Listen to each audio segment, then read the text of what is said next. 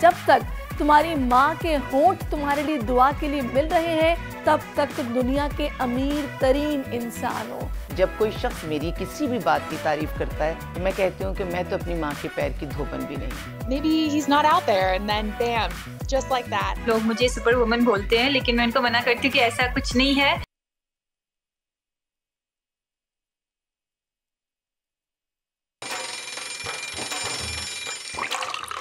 आजकल जिंदगी ही सुबह आउट ऑफ कंट्रोल है, दुनिया बोल है, पूरी दुनिया बोल है।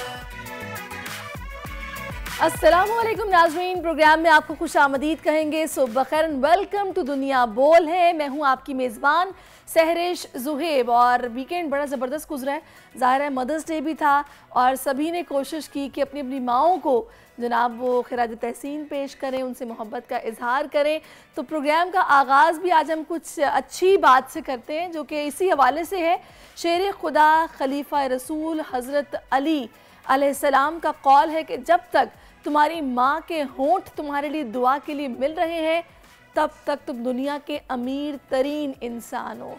अक्सर हम कहते हैं ना कि आज मैं जिस भी मकाम पे हूँ सब मेरी माँ की दुआओं का असर है। तो ये माँ की दुआएं होती हैं जिनसे आप कामयाबी की मनाजिल आसानी से तय करते जाते हैं। तो पाकिस्तान समेत दुनिया भर में इतवार को माओं के आलमी दिन को मनाया गया, जिसका मकसद हर माँ की खिदमात का एतराफ़ करना, उन्हें खिराज अक़ीदत पेश करना और बोल अपने नाज़रीन और देखने वाली हर माँ को सलाम पेश करता है। उन्हें खिराज तहसीन पेश करने के लिए आज प्रोग्राम में आपको मज़ीद भी आगाह करेंगे, लेकिन फ़िलहाल नज़र डालते हैं आज की बड़ी खबर पर। आज़ाद कश्मीर हुकूमत मुजाहिरीन को मनाने में नाकाम, वफाकी हुकूमत ने मामला अपने हाथ में ले लिया। आज़ाद कश्मीर की सूरत हाल पर हंगामी इजलास आज होगा। मामले के हल के लिए तजावीज़ ज़ेर गौर होंगी। उम्मीद है हुकूमत मामलात को खुशअस्लूबी से निपटाएगी। आयरलैंड के खिलाफ कौमी टीम की परफॉर्मेंस सवालिया निशान, शायकीन को जीत कर भी जीत का मज़ा न आया। वर्ल्ड T20 सर पर है लेकिन कौमी टीम अब भी राइट कॉम्बिनेशन की तलाश में नज़र आ रही है। कप्तान बाबर को मज़ीद किन खिलाड़ियों को बिठाने पर गौर करना होगा, आज जानेंगे। मोहब्बत अमरीकी खातून को 7 समंदर पार ले आई। क्लेयर स्टीफन की चित्रारी नौजवान से शादी सोशल मीडिया पर छाई हुई है। अमरीकी खातून की चित्राल के नौजवान से मोहब्बत की कहानी सुनेंगे उन्हीं की ज़ुबानी।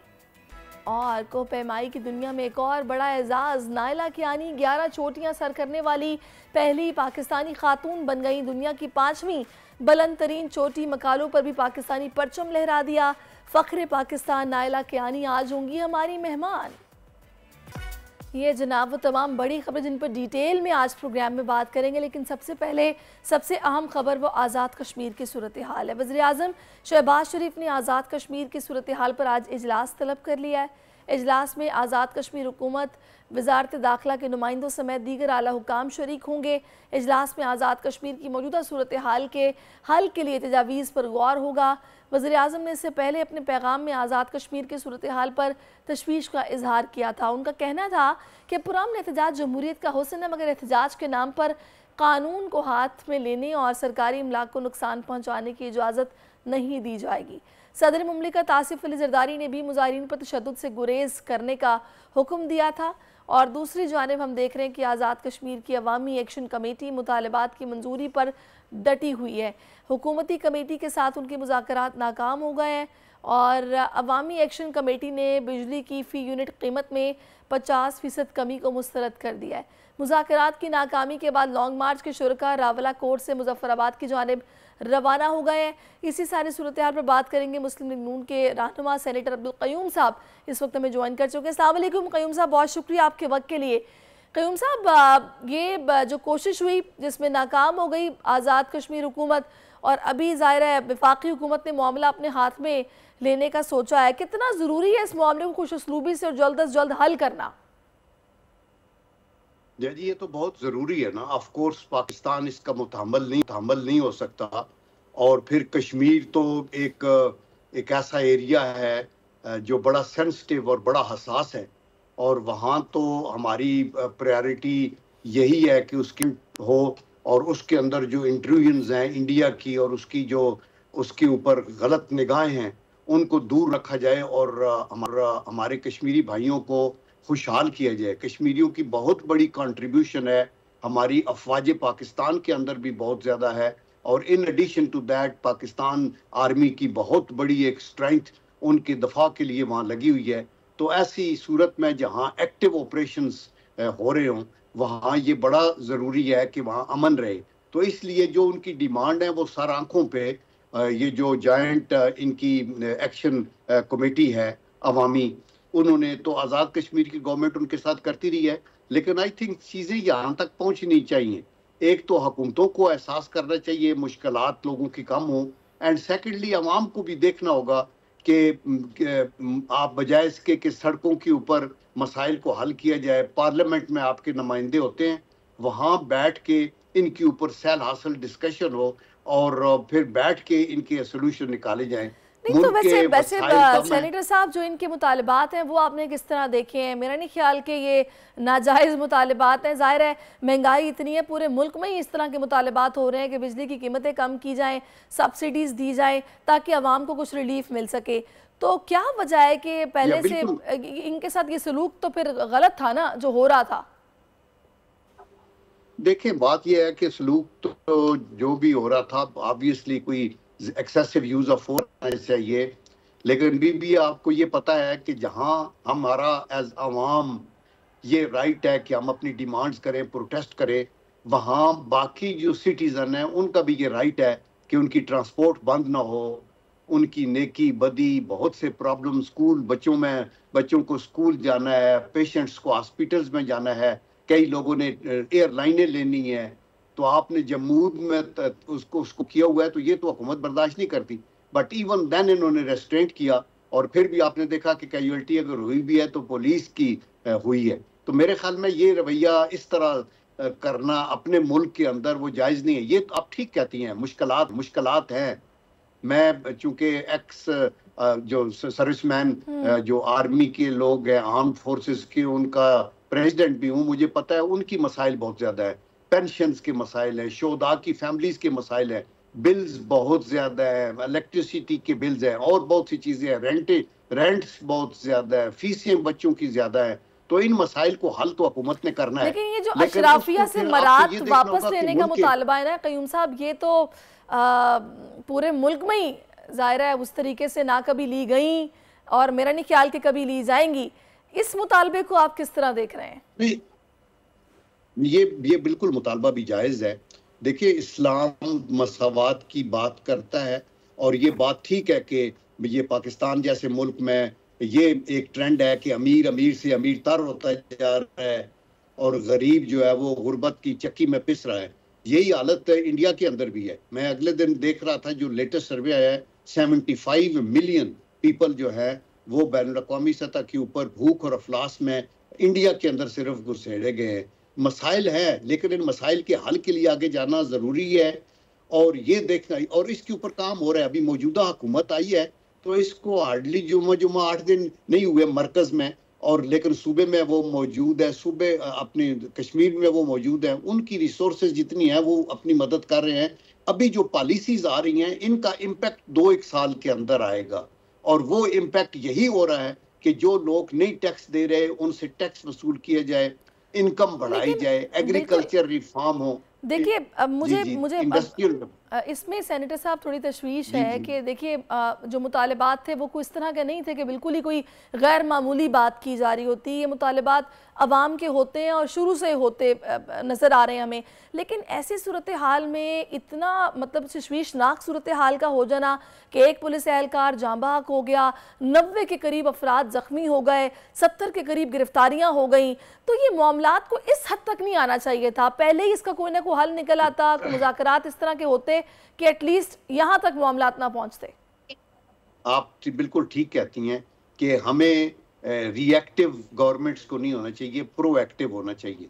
जब कोई चीज़ पनप रही हो तो उसको वहाँ बैठ के पीसफुली पॉलिटिकली हल किया जाए, और अवाम के मसाइल को हमदर्दी के साथ सुना जाए। जैसे अभी ये पंजाब में और आगे पीछे फार्मर्स के मसाइल हैं, उनके साथ भी डायलॉग जारी है, प्राइम मिनिस्टर तक इन्वॉल्व हैं, अभी इधर भी प्राइम मिनिस्टर खुद इन्वॉल्व हुए हैं, एंड आई एश्योर यू। लेकिन आप बिल्कुल ठीक कहती हैं, आप इन एडिशन टू दो जख्मी और एक पुलिस का बेचारा जो अपनी जान दे बैठा, उसके अलावा आप देखें लोगों को कितने प्रॉब्लम हुए हैं, बिल्कुल सड़कें बंद, आपकी लाइनें बंद, आपकी गमी खुशी, लोगों के बहुत सारे मसाइल हैं, जो स्कूल बंद। तो ये फिर जो प्रोटेस्ट करने वाले हैं उनको भी, अभी यूरोप और अमेरिका और वेस्टर्न कंट्री से हम ये प्रोटेस्ट और कल्चर लेते हैं, लेकिन वहां वो चलिए, आज वज़ीर आज़म शहबाज शरीफ ने मामले का हल निकालने की ठानी है, इजलास भी बुलाया है, तो देखते हैं कि मामला किस तरीके से सुलझाया जाता है। दूसरा, पीटीआई ने जो ग्रैंड डायलॉग की पेशकश थी उसको मुस्तरद कर दिया है। राना सनाउल्लाह की तरफ से ये पेशकश दी गई थी जिसको मुस्तरद किया गया है। तो कुछ आपको आसार नज़र आ रहे हैं कि आपस में कुछ मुफाहमत हो सकेगी, ग्रैंड डायलॉग वाकई कुछ कारआमद साबित होगा या हो जाएगा? देखिए, डायलॉग तो हमेशा खुशाइंद होते हैं और उसमें गिव एंड टेक, आप बात सुनते हैं, अपनी बात सुनाते हैं। लेकिन चूंकि पीटीआई का अनफॉर्चुनेटली आपने देखा है कि रवैया मैं ना मानूं वाला, और वही इनको वहां कुर्सी सदारत से या प्राइम मिनिस्टर हाउस के या कॉरिडोर ऑफ पावर से जेल तक ले गए। यही स्टबर्ननेस, आप पॉलिटिकल मामलात हल होते हैं, लोग असेंबलियों के अंदर हल्ला गुल्ला होता है, जापान की असेंबली में लेकिन मसला यहाँ पर ये है सेनेटर साहब कि ये बार बार इस तरह के डायलॉग्स की बातें तो होती आई हैं। जब से इलेक्शन की कैंपेन ही शुरू हुई थी तभी कहा गया था, पीपल्स पार्टी ने भी पेशकश की, नून लीग भी अब कह रही है कि जी साथ मिलकर चलते हैं, लेकिन पीटीआई वाले बात करने को तैयार है तो सिर्फ उनके साथ के जो ताकत का मंबा है, अब वो बात करने को तैयार नहीं, उनको राजी कौन करेगा? देखिए, मैं ही आपको बताऊं कि पीएमएलएन ने अभी ये सिर्फ नहीं कहा, जिस दिन मियां नवाज शरीफ साहब वापस लैंड किए हैं, उन्होंने जो एड्रेस किया है, बहुत बड़ा एक था जलसा, उसके अंदर उन्होंने यही कहा कि अभी आप पीछे को छोड़े, आगे मिल बैठेंगे और मिल बैठ के हम आगे चलेंगे, सर जोड़ के बैठेंगे। तो उसका मतलब यही डायलॉग है ना, एक दूसरे से कंसल्टेशन है और वो आगे चलने की बात करते हैं। और पीपीपी ने ऑफर किया, तहरीके मुस्लिम लीग नून ने किया है, और तहरीके इंसाफ को वो सरगर्मी से हटना चाहिए। पॉलिटिकल लोगों को पॉलिटिकल इश्यूज को पार्लियामेंट के अंदर हल करना होगा। आप ये देखें कि अगर आप कहते नहीं एस्टेब्लिशमेंट के साथ हम बात करेंगे, साथ एस्टेब्लिशमेंट को बुरा भला भी कहेंगे, तो ये मसाइल आप सिंह अड़ाते हैं। एस्टेब्लिशमेंट इज नॉन पॉलिटिकल, उनको आप पॉलिटिकल पेचो हम के अंदर न डालें। वो उनका काम है, एस्टेब्लिशमेंट के लोगों का, अदलिया हो या अफवाज पाकिस्तान हो या बाकी लोग। तो सेनेटर साहब, ये जो पेशकश की जा रही है, ठीक है, नवाज शरीफ साहब ने भी कहा, आते ही कहा था कि मिलकर बैठना और मिलकर मामलात मसाइल हल करने हैं मुल्क के, लेकिन उसके बाद शहबाज शरीफ साहब ने भी कहा, राना सनाउल्लाह भी कह रहे हैं, तो इनसे कोई कहलवा रहा है या ये ज़ाती तौर पर कह रहे हैं? क्योंकि वो तो ये कह रहे हैं डमीज़ हैं, हम इनसे बात नहीं करते, बात करनी है तो हमसे बराह रास्त करें। जी देखिए, बात ये है कि डमी तो एक्चुअली ये थे, जब ये 2018 के उस इलेक्शन के अंदर आपने देखा कि किस तरह आगे, और फिर ये मानते रहे कि हम डमी हैं, हम बिल्कुल कुछ भी नहीं कर सकते, और जो कुछ पीछे से होता था। अभी तो कोई डमी नहीं है। आप कैन यू एवर एक्सपेक्ट कि नवाज शरीफ जो है वो किसी की बात मानेगा या वो डमी होगा? उनकी अपनी एक तारीख है, उन्होंने तो हुकूमतें छोड़ दी इसी बात के ऊपर कि नहीं, हमें डिक्टेशन हमने नहीं ले रही। आपको याद है ना, प्रेसिडेंट इसाक खान जब वो नेगोशिएट कर रहे थे, तो देयर इज नो क्वेश्चन। और आई थिंक मुल्क के फायदे में भी ये है, आइन और कानून के मुताबिक अगर आपकी पावर्स हैं, अवामी पावर्स हैं और जमहूर की पावर्स हैं, और आप इलेक्ट होकर पार्लियामेंट्स के अंदर आते हैं, तो आपको बैठ के अपने मसाइल को हल करना होगा। लेकिन अभी तो ये बैठ के मसाइल हल करने वाली फजा नजर नहीं आ रही है। उधर मौलाना साहब भी तैयार बैठे हैं, फिर हमने ये सुना है कि पीटीआई के तर्जुमान ने कहा है कि हमारे और मौलाना के दरमियान बदएतमादी ख़त्म हो रही है और ये भी मुमकिन है कि आगे अगर हम निकलें तो मौलाना हमारे साथ हों, तो फिर तो माहौल अजीब हो जाएगा। But I can assure them, पहली बात तो ये है कि मौलाना का जो कलूला है या वो उनका जो कल्चर है वो पीटीआई से फॉर अवे है। मौलाना एक मंजे हुए सियासतदान है और उन्होंने कभी भी तोड़ फोड़ की सियासत और गाली गलोच की सियासत नहीं की। आपने देखा, उन्होंने भी लॉन्ग मार्चेस भी किए, उन्होंने धरने भी किए, उन्होंने जलसे भी किए। कभी कोई चीज, किसी चीज को, गाड़ी को, किसी तार को, किसी खंबे को नुकसान नहीं पहुंचा। इनका कल्चर मुख्तलिफ है। ये धमकी देते हैं, हम भी आने वाले हैं, खैबर पख्तूनख्वा से हम हमला करेंगे, हम देखते हैं क्या होता है, उड़ा के रख देंगे, जलाओ गिराओ, सब कुछ करती गए। और आपकी ये फौज सारी ठीक है लेकिन ऊपर लीडर खराब है, यानी म्यूटनी और इस तरह की बातें करने से तो ये तो बात नहीं बनती। आप अपने मसाइल हल करें। और ऑनेस्टली मैं दिल की अथाह गहराइयों से फील करता हूँ कि मसाइल पॉलिटिकल लोगों को हल करने हैं और उन्हीं को हल करने चाहिए, वही देर पा होंगे, ताकि अपने अपने अदारे भी ट्राइकॉटमी ऑफ पावर के उस कॉन्सेप्ट पे जाएं और आइन के मुताबिक अपनी हदूद में रहें। उन हदूद को भी इंश्योर पार्लियामेंट ने करना है, उन हदूद को भी इंश्योर पॉलिटिकल लीडरशिप। चले, अभी आरिफ अलवी साहब के हवाले से कहा जा रहा है कि वो बड़ा एम्बेसडर का रोल प्ले करेंगे और उनके ऊपर भी ताल्लुकात हैं, ताकत का मंबा जिन्हें कहते हैं उन तक उनकी रसाई है। सो होप सो कि वहाँ से भी कुछ मामलात सीधे हों, और आप लोग तो खैर तैयारी हैं कि मिलकर चलते हैं। तो let's see what will happen in few next days. बहुत शुक्रिया तो मच सेनेटर साहब, आप हमारे साथ मौजूद रहे और आपने इस हवाले से अपनी राय हमें दी है, नून लीग की राय दी है। अब हमें कुछ बात करनी है खेल की। आयरलैंड के खिलाफ दूसरे T20 में पाकिस्तानी बल्लेबाजों के सोशल मीडिया पर खूब चर्चे हो रहे हैं।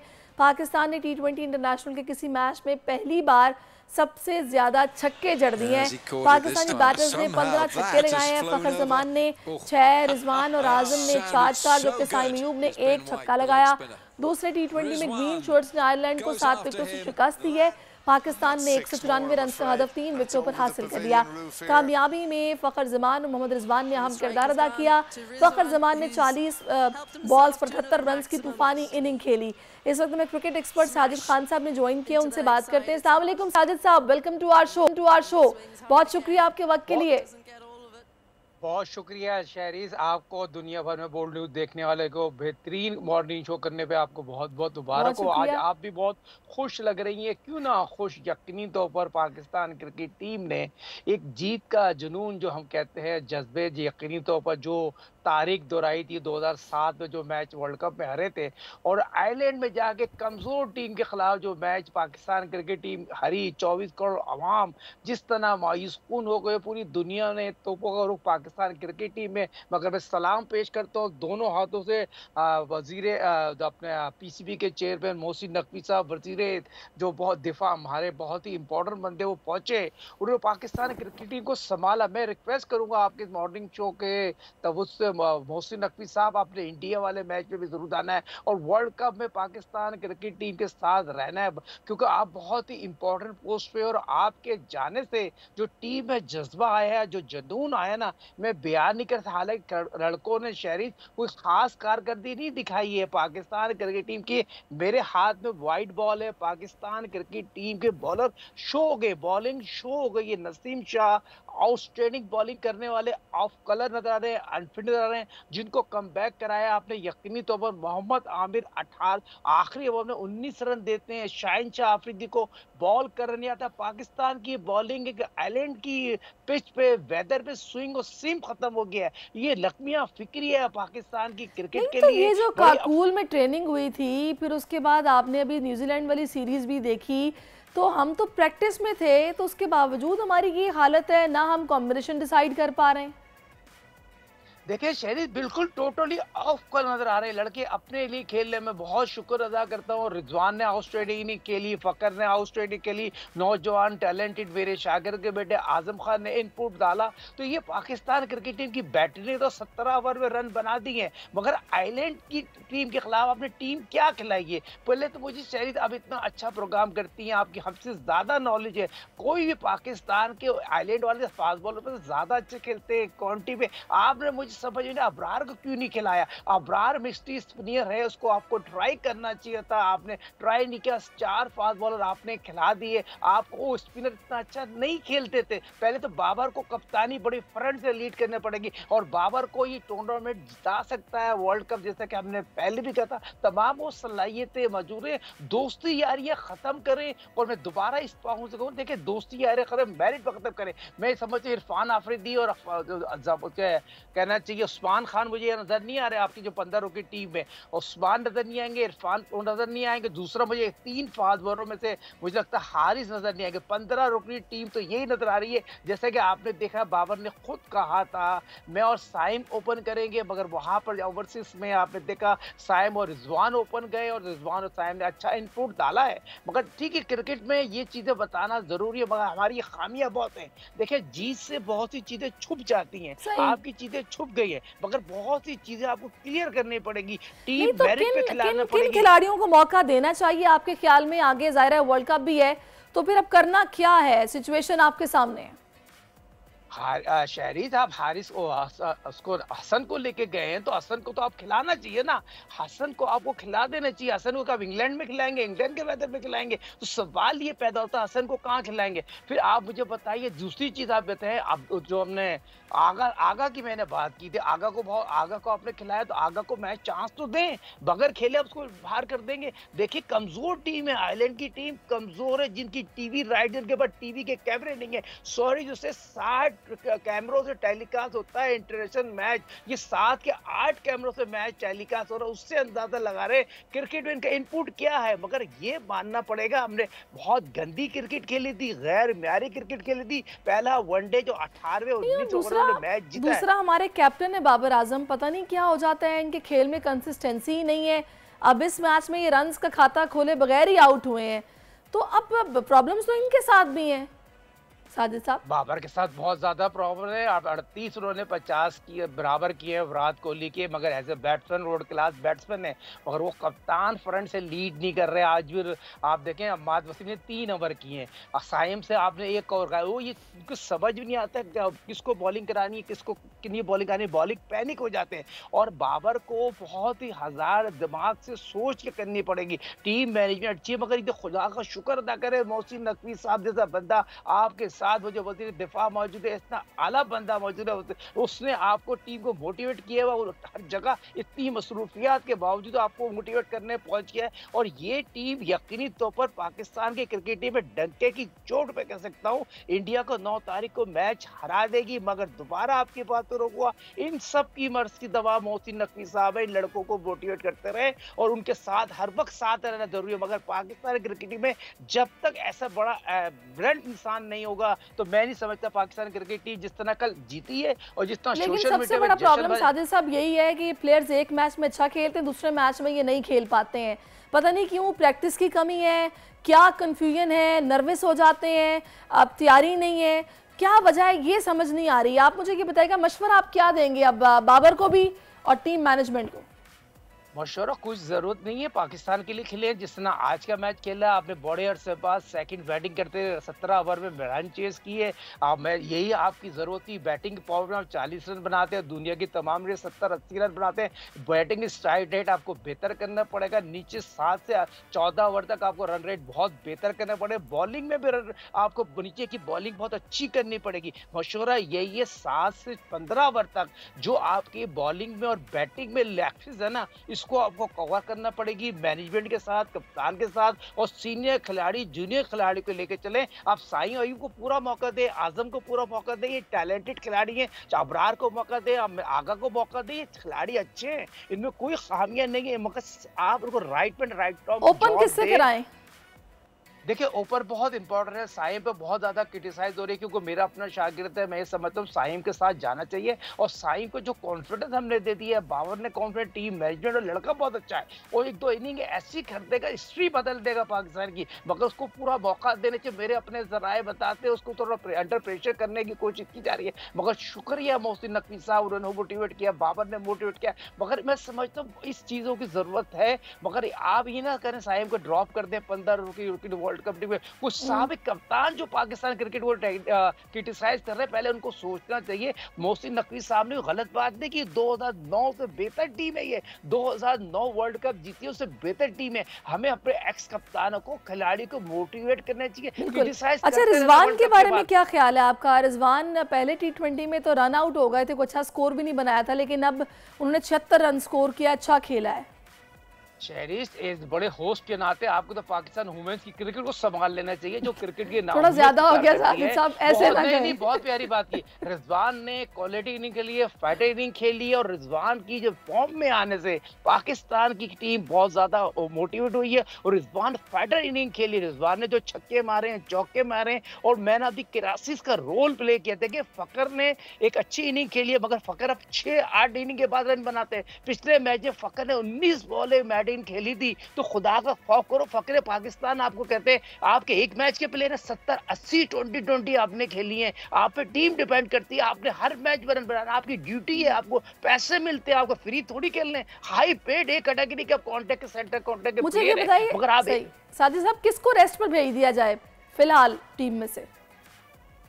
मेरे ख्याल में नसीम को भेज देना चाहिए। ऑफ कॉल नजर आ रहे हैं, अनफिट नजर आ रहे हैं, मुझे 100% फिट नहीं नजर आ रहा है। मगर मैं समझता हूँ नसीम शाह को बहुत ही मायूसकुन कारकर्दगी दिखाई है, उनकी स्टीम खत्म हो गई है, स्विंग खत्म हो गई है, यहाँ पर उनको बहुत काम करना पड़ेगा। और अभी हारिस का मुझे कंप्लीट पता नहीं यार, हारिस 100% फिट है या नहीं है। अगर फिट है तो खिलाएगा, डायरेक्ट वर्ल्ड कप पे मौका नहीं देते। इंडिया के खिलाफ आपको ये जो टीम है ना, बॉलिंग आपकी मैच जिताती है, और पाकिस्तान एशिया का वर्ल्ड कप बॉलिंग से आ रहा है, बॉलिंग ने आपको मैच जिताने की सलाहियत मौजूद है। मगर कप्तानी और फर्न ऑफ लीडिंग बाबर को करना पड़ेगी। बाबर को बहुत ज्यादा आप समझ के अपनी टीम को सही सिलेक्ट करनी पड़ेगी। अबरार की, जिस तरह मैंने आपको बोला, अबरार को मौका देना चाहिए। अम्माद वसीम जो पूरे ओवर के, अम्माद दायरे का ओवर है, अब दायरे में उसे बॉलिंग नहीं कराते। तो ये तमाम चीजें, छोटी छोटी चीजें आपको नजर आना चाहिए। मगर ये अल्लाह का जितना भी शुक्र अदा करें, आपको अल्लाह ताला ने एक मौका दिया, अब आयरलैंड से जीत गए। अगर खुदा ना खासा आयरलैंड से हट जाते तो खुदा ना खाता कोई मोहम्मद यूसुफ है, कोई किसी को हार्ट अटैक नहीं हो जाता जो कारकर्दगी आप 2007 में बाउमर का आपका किस्सा हुआ था।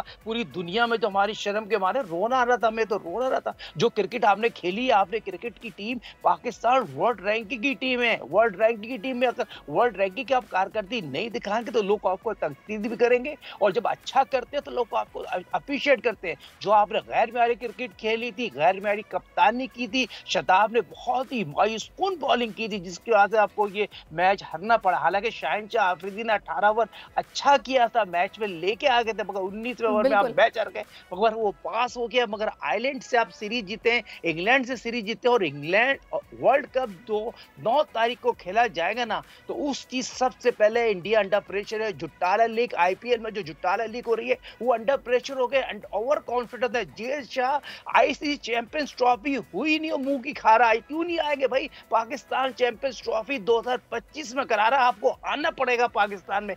लोग तो आपको पता, साजिद साहब सोशल मीडिया पर काफी तनकीद भी कर रहे हैं कि क्या जरूरत थी इनसे ट्रेनिंग कराने की, इन लड़कों से जो ये काकुल गए, और बस वहाँ पर जिस तरह की ट्रेनिंग इन्होंने की है उसके रिजल्ट्स तो उस तरह से नज़र नहीं आ रहे हैं। तो फिर क्या इन्हें प्रैक्टिस की ज़रूरत थी बजाय इसके कि फिजिकल इनसे ट्रेनिंग कराई जाती? देखें, सोशल मीडिया वालों को पता नहीं है, कोकल में हमारे फौजी कैंप ने, हमारे कमांडो ने आउटस्टैंडिंग ट्रेनिंग की, और ये बहुत ही मायूसकुन बात कर रहे हैं। इन लोगों को सोचना चाहिए, समझना चाहिए। कोकल का कैंप के खिलाड़ियों की फिटनेस आउटस्टैंडिंग होगी, खिलाड़ियों को जज्बा आया। अगर आपको मोटिवेट करती है पाक फौज, खिलाड़ी पाकिस्तान में एक ही चीज़ है, पाक फौज जो आपके स्पोर्ट्स को लेकर चलिए, अल्हम्दुलिल्लाह शुक्र अहमद, आप सुकून से सांस ले रहे, ये बात तो मानना पड़ेगा। उन्होंने क्या किया? आउटस्टैंडिंग ट्रेनिंग कराई, आउटस्टैंडिंग फिटनेस दी आपको। आपके लड़के कोई प्लेयर ने बोला, कोई खुदा की कसम खा के बोल दो किसी प्लेयर ने बात बोली हमारे काकुल के कैंप से अनफिट हुई? लोग हैं जो ये चाहते नहीं है। हमारी पाक फौज ने जिस तरह काम किया है, स्पोर्ट को जिंदा रखा है, पाकिस्तान को जिंदा रखा है, मगर कुछ लोग गंदे लोग हैं जो इस चीजों को गलत इसमें इस्तेमाल करते हैं स्पोर्ट्स में। ऐसा ही है, ऐसा ही है साजिद साहब, बिल्कुल आपने सही कहा है। और इस तरह की एक्टिविटी का फ़ायदा ही होता है, नुकसान कोई नहीं होता। बहुत शुक्रिया आपका साजिद साहब, आप हमारे हैं और आपने अपनी राय से हमें आगाह किया। नाज़रीन, प्रोग्राम में एक ब्रेक शामिल करते हैं, आपसे मिलते हैं राइट आफ्टर दिस ब्रेक। आजकल जिंदगी ही सुबह आउट ऑफ कंट्रोल है, दुनिया बोल है, दुनिया बोल है। जी वेलकम बैक नाज़रीन, और बहुत ही खूबसूरत टॉपिक जिस पर आज हम बात करने वाले हैं। कहते हैं कि जी महकती है जिससे सभी की हयात वो माँ ही तो है, रिश्ता अनमोल मोहब्बत बेलौस, माँ का हर रूप निराला है, मोहब्बत भरी ममता की हामिल अजीम हस्ती। माँ को खिराज तहसीन पेश करने का आलमी दिन जो कि कल मनाया गया, और उसकी अहमियत को हम आज भी उजागर करेंगे। माँ का दिन तो हर दिन माँ का दिन है। खूबसूरत अजीम हस्ती माँ, कोई नेमुल बदल ही नहीं है माँ का, ना कोई ऑल्टरनेट, कोई सब्स्टिट्यूट नहीं है। इस वक्त हमें आलिया सारिम साहिबा ने ज्वाइन किया। Thank you so much Alia आपा फॉर योर टाइम। बहुत अच्छा लग रहा है आज इस खास दिन के मौके पर। इस दिन तो कल था, लेकिन इस खास टॉपिक से आप पे ना आपसे बात करने का मजा ही कुछ और होगा। हम एक दिन थोड़ी मनाते हैं, सही बात तो है, रोज मनाते हैं, रोज हर मनाते लम्हे हैं। मनाते हैं। आपके पास तो माशाल्लाह इतनी सारी माएँ हैं जिनका आप ख्याल रख रही हैं। तो मैं चाहूँगी कि पहले मैं इससे कि उन माओं के बारे में आपसे बात करूँ, आपका जो अपनी माँ से रिश्ता था, थोड़ी सी उस पर बात हो जाए। मैं पैदा हुई तो मेरी अम्मी बहुत खूबसूरत थी और मेरे वालिद बहुत डैशिंग थे और बहुत बेहतरीन पर्सनालिटी थे। अम्मा बहुत गोरी थी, अब्बा का रंग थोड़ा सांवला था। पैदा हुई तो ख़बर मिली थी कि मैं अब्बा से मिलती हूँ। अच्छा। फिर मैं यही सुनती रही, मैं अब्बा से मिलती हूँ। अब मैं कहती हूँ कि मेरे तो हाथ भी मेरे अम्मा से मिलते हैं, मेरे तो अल्फाज भी मेरी अम्मा से मिलते हैं। अब मैं अब्बा से नहीं, अपनी अम्मा से मिलती हूँ। मैं बनी बनाई अपनी अम्मा बन गई हूँ। और इस बात का एहसास आपको कब हुआ? मुझे अपनी माँ के जाने के बाद बहुत ज़्यादा इस बात का एहसास हुआ कि वो मेरे अंदर सरायत जब कर चुकी तब वो इस दुनिया से गई। जब कोई शख्स मेरी किसी भी बात की तारीफ़ करता है तो मैं कहती हूँ कि मैं तो अपनी माँ के पैर की धोबन भी नहीं हूँ। किसी भी हवाले से अगर कोई मेरे दिल की तारीफ़ करता है तो मैं कहती हूँ नहीं, जो मेरी माँ का दिल था वो मेरे जैसा ना बन सका। मैं अगर बच्चों की तरबियत की बात करूँ, मेरी माँ ने कभी मुझे डांटा भी नहीं। मैंने अपने बच्चों की पिटाई तो वो वाली नहीं, लेकिन एक आध लगा दिया हाथ, मतलब इतनी मुझे नहीं थी कि मैं हाथ ही नहीं लगा सकती। मेरी माँ तो ऐसे पालती थी हमें जैसे फ़रिश्तों को पाल रही है। और आज जो कुछ भी हूँ, जो भी आपको अच्छाई मुझ में नज़र आती है ना, वो सब मेरी माँ की है। और अगर कोई बुराई आपको नज़र आती है तो मेरी अपनी, मेरी ज़ात की है।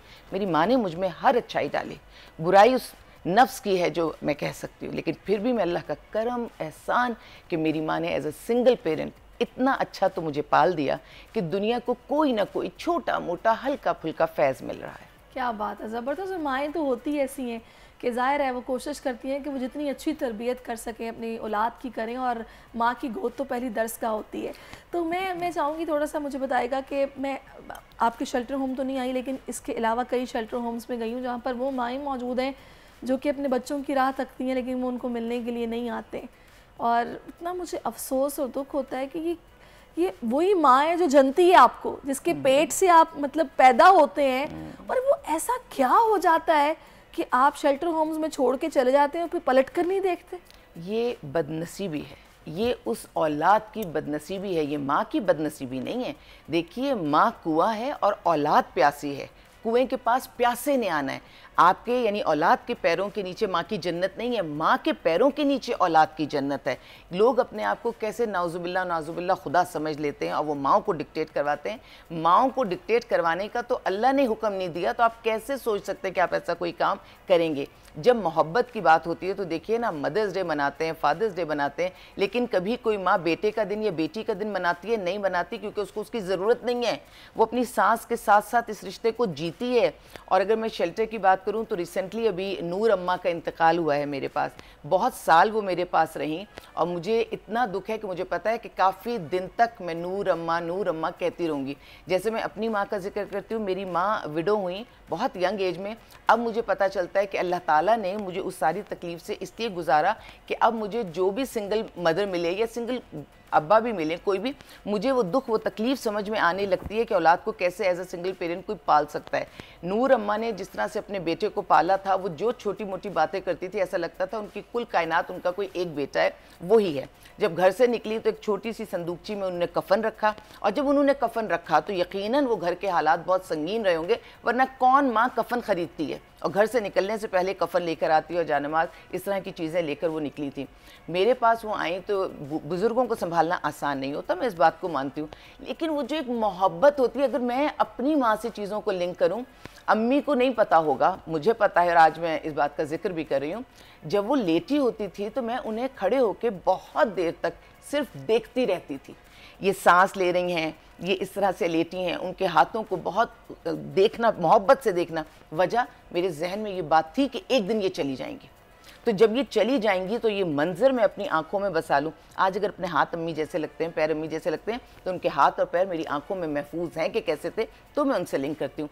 नूर अम्मा की अगर मैं बात करूँ कि नूर अम्मा 3 दफ़ा मौत के मुँह में गई और 3 दफ़ा वापस आई, क्योंकि जो उनका बेटा था वो मिलने नहीं आता था। और कैसे जाती थी, आखिरी सांस जैसे पैरों से निकलती, आखिरी सांस इतनी चलती है इंसान की, बस इस सीना इतना सा धड़क रहा होता है, यहाँ तक जाके पलट कर आती थी। और जब वो पलट कर आती थी जिंदा, तो मैं उनसे पूछती थी, अम्मा कौन सी चीज़ है जो आपको जाने नहीं देती? बेटा, बेटा। जब वो हमारी कोई बात नहीं सुनती थी, खाना नहीं खाती थी, तो हम कहते थे आपके बेटे ने भेजा। यानी वो जो बच्चियाँ उनको केयर टेकर्स थी, उनसे झूठ ही सही, लेकिन उनके दिल को रखने को, उनको खाना खिलाने को ये बेटे ने भेजा है। जो कपड़े मैं देती थी ये आपके बेटे ने भिजवाए। अगर वो नहाने से इनकार करती थी, वो कहती थी मैं ज़िंदा क्यों। मैं तो खैर एक जुमला कहती हूँ, ऊपर अल्लाह है, नीचे मैं हूँ, शेल्टर में जितने लोग हैं वो मेरे लिए तैयार हों, मैं उन्हें देख के खुश होती हूँ।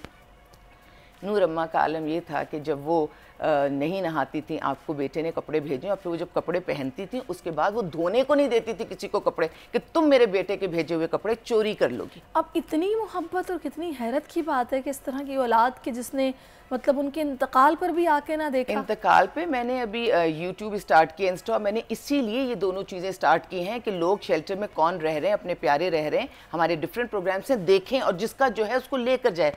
जब वो हॉस्पिटल में एडमिट थी मैंने दोनों तरफ ये डाला, और इंस्टा का तो है alia.sarim बर्नी और यूट्यूब का है @आलिया सारिम। हर तरह की मैंने रिक्वेस्ट कर ली उसमें कि नूर अम्मा का कोई ख़र्चा आप नहीं उठाएंगे, इनकी कोई जिम्मेदारी आप नहीं उठाएंगे, जिम्मेदारी सब इदारे की है, मैं ख्याल करूँगी, मैं प्यार करूँगी ना खर्चा, आप सिर्फ एक दफ़ा आके मिल लें। वो ऐसा बदनसीब है। और मैंने जो भी आपको बताया ना इंस्टा ये इसका यूट्यूब का, अगर कोई जाके अभी देखेगा, नूर अम्मा एडमिट हैं, उनका आखिरी सांसों का सिलसिला चल रहा है, और मैंने उनसे पूछा कि बेटे से मिलना है, तो वो उस पर हाँ में जवाब दे रही हैं। यानी जिसका दम निकल रहा है, जिस्म का निकल गया, अब उसके डॉक्टर कह रहे हैं कुछ नहीं पता कितने दिन की या कितने घंटों की मेहमान है ये, और उसके बावजूद उनको बेटा याद है, वो इतनी शिद्दत से बेटे को याद कर रही हैं। और मैं कहती हूँ कभी ज़िंदगी में अगर उसको ये पता चल भी गया, अब वो चीज़ें तो ऑन रिकॉर्ड हैं, मैं कहती हूँ जीते जी मर जाएगा। जब वो अगर देखेगा ना कि माँ किस हालत में उसको याद कर रही है, वो जीते जी मर जाएगा। लेकिन अब क्या हासिल, अब तो जाए चाहे उनकी तदफीन, उनकी हर चीज़ तो हम लोगों ने कर दी ना। अब जब तुम नहीं आए तो सब हो गया। वही बात है ना कि इस तरह की औलादों को बाद में फिर उस वक्त होश आता है जब वक्त निकल चुका होता है, फिर कब्रों पर जाकर रोने का कोई फायदा नहीं है। हमने माँ बाप को क्यों रखा हुआ है? अब हमसे मुराद हम सभी माँ बाप का हक नहीं अदा कर सकते। हमने रखा है जब हम किसी दुख में होंगे, किसी परेशानी में होंगे, तो हम माँ के पास जाएंगे, तो हम माँ से कहेंगे दुआ कर दो। अरे माँ के साथ तो ऐसा सलूक रखो कि हर लम्हे उसके चेहरे पर मुस्कुराहट हो आपकी वजह से। मेरी वालदा ने अपनी ज़िंदगी में, जब वो हॉस्पिटलाइज थी, उनकी मैंने बहुत खिदमत की थी, अपनी ज़िंदगी में वो अल्फाज कह कर गई कि आलिया मैंने तुम्हें अपना दूध बख्श दिया।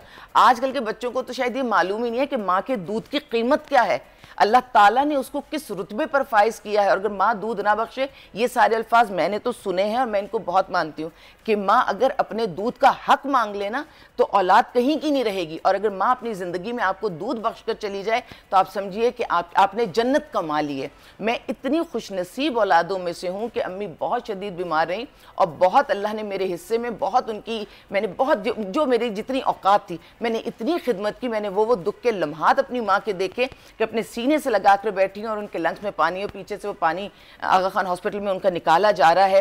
रात को डॉक्टर कह रहा है मॉनिटर ये देखती रहिएगा, सिचुएशन ड्रॉप हो गई तो आप देखती रहेंगी और आपकी माँ आपके हाथों से चली जाएगी। और मैं पूरी रात बैठ के कभी उसको देखूं, कभी अल्लाह को याद करूं, कभी कहूँ किसी को मदद को बुलाऊं, फिर मैं कहूँ मदद को क्या बुलाऊं, आलिया अल्लाह ने तुम्हारे हिस्से की सारी चीज़ें रखी हैं, इनको इसी तरह हम लेके चलते हैं।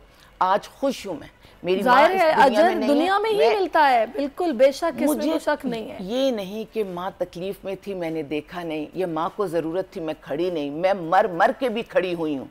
ये मैं बहुत उससे कह रही हूँ कि मैं आज भी अगर उस चीज़ को ज़्यादा याद करूँगी तो मैं तकलीफ में आ जाऊँगी ना। सही बात है। तो जब निकलता था जो तो इस खास दिन के मौके पर आलिया साहिबा, आप ऐसी औलादों को आप क्या मैसेज देंगी जो कि इस तरह छोड़ जाते हैं? क्योंकि ज़ाहिर है आप तो इस तरह के केसेस आए रोज़ देखती हैं और ना उनको हुकूक का पता है ना अपने फ़राइज़ का पता है, उन्हें क्या मैसेज देंगी आखिर में?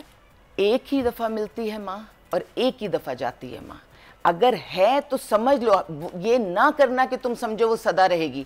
अगर मेरी माँ सदा नहीं रही और बहुत सारे लोग हैं जो माँ खो चुके हैं, तो आपकी माँ कितने दिन आपके पास है आपको नहीं मालूम है। इसी वक्त उठिए, आपके पास एक लम्हा नहीं है, इसी वक्त उठिए और माँ से कोई नाराज़गी नहीं होती। माँ के कदमों तले जन्नत का मतलब ये कि अगर आप माँ के पैरों को बाकायदा अपने लब के बोसे देना आप अपनी माँ के पैरों को, तो उसमें भी हक नहीं अदा होता। तो माँ से तो सही बात इतनी मोहब्बत है और ये तोहफे माँ को ज़रूर दिया करें। लड़कों को कहूँगी या लड़कियों को कि घर से निकलने से पहले माँ को अल्लाह हाफिज़ किया कीजिए, आने के बाद सबसे पहले माँ को सलाम किया कीजिए, घर में न मिले तो माँ को ढूंढा कीजिए। बिल्कुल बिल्कुल बिल्कुल, ये बड़ी प्यारी आपने बात की है, बड़ा अच्छा आपने मशवरा दिया है। बहुत शुक्रिया आलिया साहिबा, आप हमारे साथ मौजूद रही हैं। एक वक्फा शामिल करते हैं, स्टे विद अस।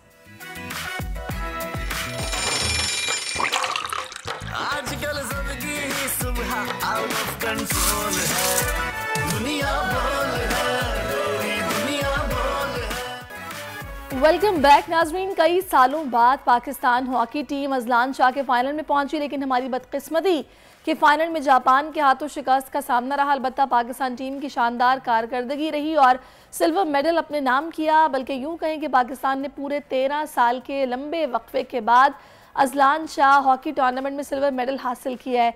इस बार वाकई हमारी हॉकी टीम की परफॉर्मेंस बहुत अच्छी थी, फाइनल में तो किस्मत ने साथ नहीं दिया, मगर फाइनल से पहले पाकिस्तान हॉकी टीम इवेंट में नाकाबिल शिकस्त रही है। पाकिस्तान ने 3 मैचेस जीते और 2 मैचेस ड्रॉ हुए।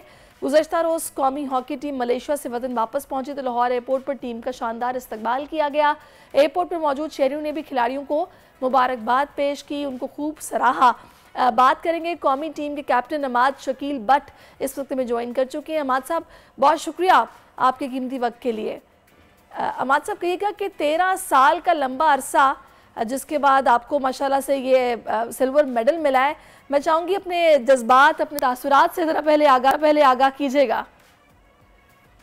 बिस्मिल्लाहिर्रहमानिर्रहीम। First of all thank you, आप लोगों ने अपने शो में मुझे मदद किया। काफ़ी 13 साल बाद ये काफ़ी एक लंबा अरसा है। मैं समझता हूँ कि जो ये टाइम पीरियड था हमारे लिए एक बड़ा मुश्किल टाइम था, इस वक्त से हम गुजरे, पर बच्चों ने फिर भी अल्हम्दुलिल्लाह मेहनत नहीं छोड़ी और नेक नीति से, ईमानदारी से और पूरी एफर्ट लगाई इस टूर्नामेंट के लिए। इस टूर्नामेंट में जाने का हमारा मकसद ये था, जो हमारी प्रिपरेशन है वो नेशन हॉकी कप के लिए जो हम नेक्स्ट मंथ खेलने जा रहे हैं।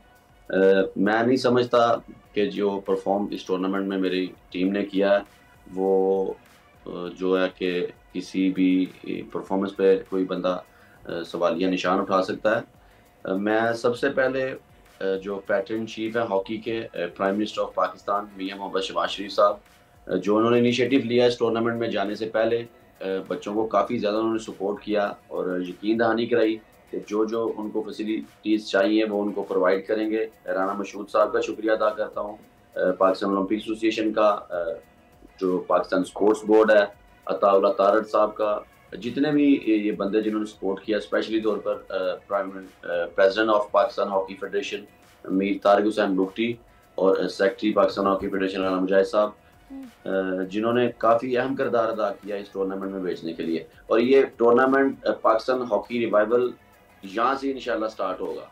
वो वक्त दूर नहीं है कि पाकिस्तानी टीम यही बच्चे आगे जाके पाकिस्तान का नाम रोशन करें इंशाल्लाह। अच्छा इमाद, मुझे ये बताइएगा कि माशाल्लाह आप लोग सारे इवेंट में नाकाबिले शिकस्त रहे, लेकिन आखिर में जो मैच आप लोग नहीं जीत सके उसके पीछे वजूहात क्या थे, जिन पर आप ज़ाहिर मेहनत भी करेंगे, उस पर काम भी करेंगे?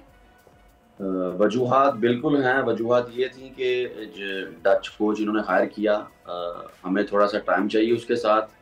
He is a brilliant coach, professional coach हैं वो, वर्ल्ड में उनका नाम है, तो हमें उनके साथ थोड़ा सा टाइम चाहिए। अजलान शाह हॉकी टूर्नामेंट में जाने से 3 दिन पहले वो पाकिस्तान में आए हैं और 3 दिन में आप लोग बिल्कुल ये तवक्का नहीं कर सकते कि हम कोई मेडल या हम ट्रॉफी जीतें। 3 दिन में जो हमने अपना स्ट्रक्चर, जो अपने फॉर्मेट्स बेहतर किए, उसकी बिना पर ही हम हॉकी में फाइनल खेले हैं अजलान शाह टूर्नामेंट में।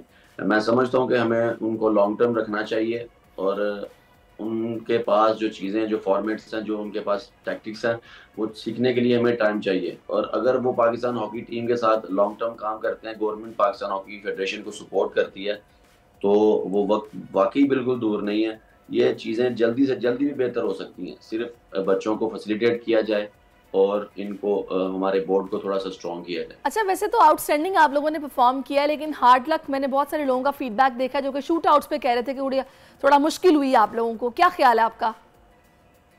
शूट आउट एक डिफरेंट फॉर्मेट है। इंटरनेशनल हॉकी फेडरेशन ने पहले वो स्ट्रोक लगता था जो ऑन द स्पॉट रखे, अब ये शूट आउट है, ये 8 सेकंड होते हैं, इसके अंदर अंदर आपने फिनिश करना है। सो ये थोड़ा सा डिफरेंट फॉर्मेट है। हमने काफ़ी टाइम से इस चीज़ पे ट्रेनिंग की है, per day by day international hockey federation जो है वो इसमें चीज़ें जो वो तब्दील करती रहती हैं। सो मैं नहीं समझता कि शूट आउट पर जो हार होती है वो हार है, क्योंकि जिस तरह मेरी टीम ने जाके ऑल दी वे परफॉर्म किया, कोई फाइनेंशियली सपोर्ट नहीं थी, कोई मीडिया की सपोर्ट नहीं थी, टू बी ऑनेस्ट बच्चों ने ऑल दी वे जाके परफॉर्म किया। पर मैं जब मैच खेलने से पहले जैसा इनिशिएटिव लिया प्राइम मिनिस्टर ऑफ पाकिस्तान ने, बच्चों को, पूरी टीम को देख के खुशी हुई है कि दोबारा पाकिस्तान में जो हॉकी जिंदा हुई है, और मैं ये समझता हूँ कि ऐसे ही लोगों को आगे बढ़ चढ़ के पाकिस्तान हॉकी टीम को सपोर्ट करें इंशाल्लाह। अच्छा, आप मुझे ये बताएगा कि जो चीज़ें आपके जहन में हैं, जो फैसिलिटीज़ आप लोगों को मिलनी चाहिए, जिसका वादा भी किया गया है, थोड़ा सा हमारे अवाम के लिए बताएंगे कि वादा आपसे क्या किया गया है और आप लोग चाह क्या रहे हैं? सबसे पहले तो मैं ये कहूँगा कि जो बच्चों के डिपार्टमेंट्स बंद किए गए थे स्पोर्ट्स के, उनको जल्दी से जल्दी बहाल किया जाए, क्योंकि स्पोर्ट्स डिपार्टमेंट्स पाकिस्तान में एक ऐसे हैं कि जिनकी वजह से जो प्लेयर्स हैं उनके घर चलते हैं।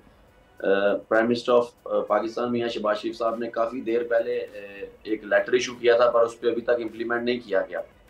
काफ़ी हमारे ऐसे एथलीट्स हैं जो बेरोज़गार हैं, जिनको लास्ट टाइम जब इमरान खान साहब आए थे उन्होंने डिपार्टमेंट्स ख़त्म कर दी थी स्पोर्ट्स के, जो इस वक्त बेरोज़गारी की जो है वो वक्त देख रहे हैं।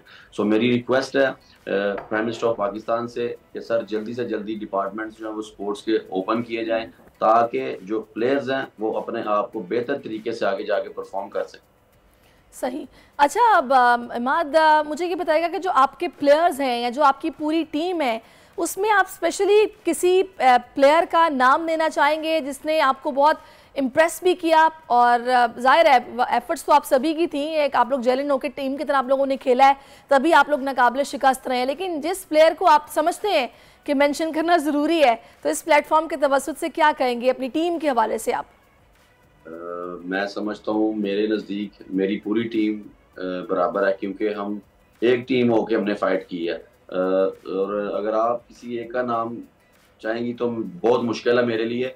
मैं आपको वैसे नाम बता दूंगा, सुफियान खान है, he is the best drive flicker. Abu Bakar ने बड़ा अच्छा परफॉर्म किया है, गोल स्कोरिंग किए हैं पेनल्टी कॉर्नर पे।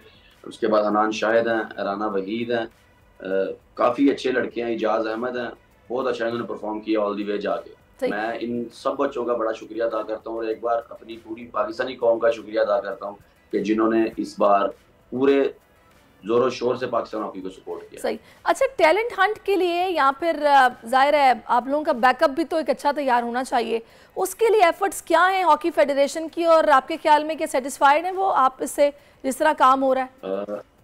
प्रेसिडेंट पाकिस्तान हॉकी फेडरेशन अमीर तारिक हुसैन बुगटी और सेक्रेटरी राना मुजाहिद साहब का भी जो विजन है वो यही है कि ये ग्रास रूट लेवल से अभी हॉकी स्टार्ट करें, और नीचे जो इनका बैकअप प्लान है, मेरी 2-3 बार इनसे मीटिंग्स हुई हैं, वो चीज़ें जो मैंने देखी हैं खुद, विजन इनका बहुत अच्छा है। सिर्फ प्रॉब्लम ये है कि थोड़ी सी गवर्नमेंट की सपोर्ट चाहिए, क्योंकि फाइनेंशियली ये स्ट्रॉन्ग नहीं है हमारा बोर्ड। गवर्नमेंट ने जैसा ही फर्स्ट स्टेप लिया है अजलान शो की टूर्नामेंट में, सिर्फ थोड़ी सी सर रिक्वेस्ट है मेरी और कि एक और स्टेप की ज़रूरत है। इंशाल्लाह बैकअप भी हम तैयार करेंगे। पाकिस्तान में टैलेंट की कोई कमी नहीं है अल्हम्दुलिल्लाह। मेरिट से काम होगा, क्योंकि सिस्टम अभी हमारे पास बहुत बेहतर आ चुका है। तो वो वक्त दूर नहीं है कि यही बच्चे आगे जाके पाकिस्तान को ओलंपिक और वर्ल्ड कप में भी जितवाएंगे इंशाल्लाह। बहुत शुक्रिया इमाद, आप हमारे साथ मौजूद रहे। और फाइनल मैं चाहूँगी आखिर में आपको मैसेज देना चाहेंगे उन प्लेयर्स के लिए जो कि हॉकी खेलते हैं लेकिन डोमेस्टिक लेवल पर या छोटे लेवल पर, या फिर वो बच्चे जो कि इस खेल को पसंद करते हैं और इसमें आगे बढ़ना चाहते हैं, इस लेवल तक आना चाहते हैं, उन्हें क्या कहेंगे आप? उनके पेरेंट्स को क्या कहेंगे? मैं ज़रूर उनके पेरेंट्स और उन बच्चों से कहूँगा कि दिल जान लगा के मेहनत करें। पाकिस्तान हॉकी अभी भी दुनिया में पहले नंबर पे है, वर्ल्ड चैंपियन 4 दफ़ा वर्ल्ड चैंपियन है, हमारा रिकॉर्ड अभी तक ब्रेक नहीं हुआ। और इंशाल्लाह आप बच्चे मेहनत करें, नीचे से आप लोग ऊपर आएँ, पाकिस्तान हॉकी को रिप्रेजेंट करें और दोबारा पाकिस्तान हॉकी को एक बार 5वां वर्ल्ड कप जीतने में मदद करें।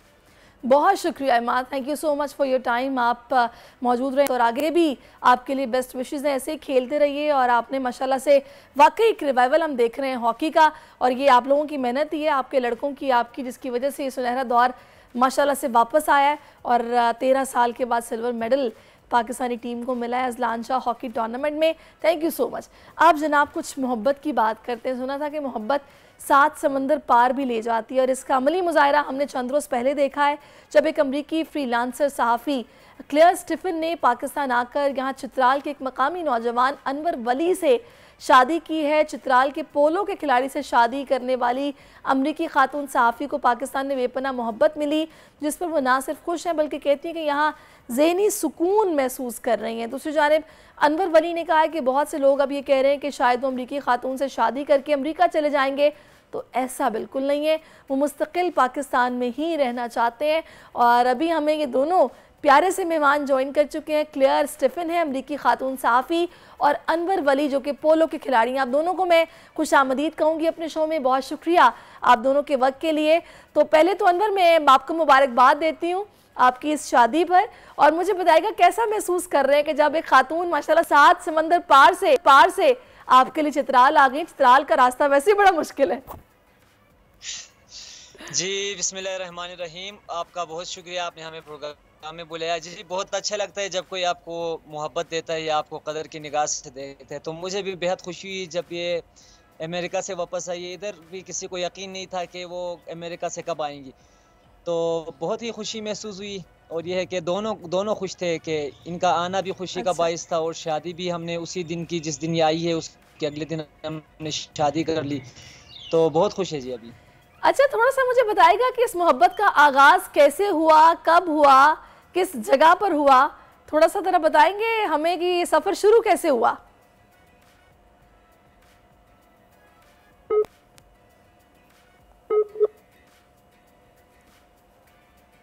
मेरे गेस्ट हाउस में आई थी, तो इनको इधर मैं टूरिस्ट गाइड के हिसाब से लोगों को लेके इधर मैं उनको अपना इलाका दिखाता हूँ नॉर्थ। तो मैं इनके साथ भी ऐसे गाइड इधर घूम रहा था गांव में। तो कुछ दिनों बाद इनका स्टे 4 दिन का था, फिर वो इन्होंने एक्सटेंड की। तो इन्होंने मेरे सोशल वर्क देखे, यहाँ पे मैं सोशल वर्क भी करता हूँ इलाके में। तो हम एक लाइब्रेरी बना रहे थे साथ में। जिस तरह हमने ये लाइब्रेरी का हमने इनिशिएट लिया, ये शुरू किया हमने बनाना। तो ये जब बन रही थी इमारत, तो साथ साथ हमारी दोस्ती भी गहरी होती जा रही थी। तो इमारत के बनते बनते हमारा रिश्ता जो दोस्ती का था वो शादी तक पहुंच गया जी। सही, चलें फिर मैं चाहूँगी अब क्लेयर स्टीफन से थोड़ी सी बात की जाए। So she can speak Urdu और she can only speak in English. She is good with English I think, yeah. Okay, how do you feel about this marriage or this young boy Anwar Wali? Anwar is better than anything I ever dreamt of. Actually, my whole entire life, I just prayed and prayed that I would meet my soulmate. And at some point I thought, oh, maybe he's not out there. And then bam, just like that. All it took was taking a chance, going on a travel, and just sort of opening my heart to the world. And then God put him in my lap. And so here we are. So I feel so lucky. So at what point you have decided that you will marry this guy? Well, there were actually 2 instances. The first was when he took me hiking.